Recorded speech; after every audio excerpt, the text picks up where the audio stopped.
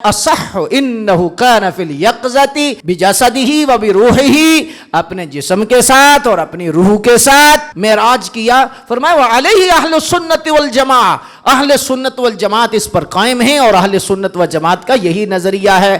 اور اگر کوئی صرف خواب والا مانگتا ہے یا صرف روحانی مانتا ہے تو فرمایا اس کے لیے حکم یہ ہے فمن قال انہ بالروح فقط وبالنوم فقط فمبتدع دال مضل فاسق.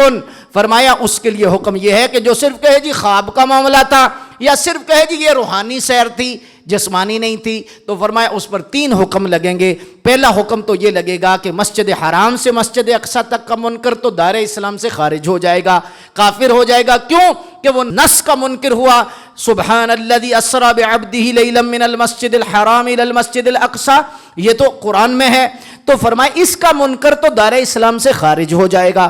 اور اگر مسجد اقصی سے لے کر آگے جو حضور کا معراج شریف کا جتنا سفر ہے وہ احادیث متواترہ سے ثابت ہے.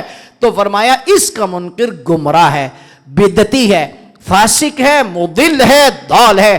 فرمایا اس لحاظ سے اللہ نے جو سونا اور ستھرا عقیدہ دیا ہے شکر کرو، وہ اہل سنت و جماعت.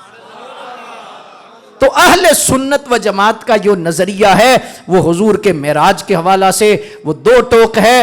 ایک تو صرف روحانی نہیں تھا، روحانی بھی تھا، جسمانی بھی تھا، اور دل کی آنکھوں سے نہیں، سر کی آنکھوں سے. پھر جاگتے ہوئے، پھر یہ نہیں کہ خود تجلیات کو دیکھا، پھر صفات کو دیکھا.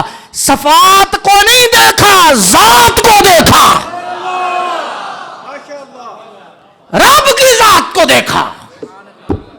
کہ دیکھنے والے نے بھی کہا ایسے دیکھا جیسا کسی نے نہ دیکھا.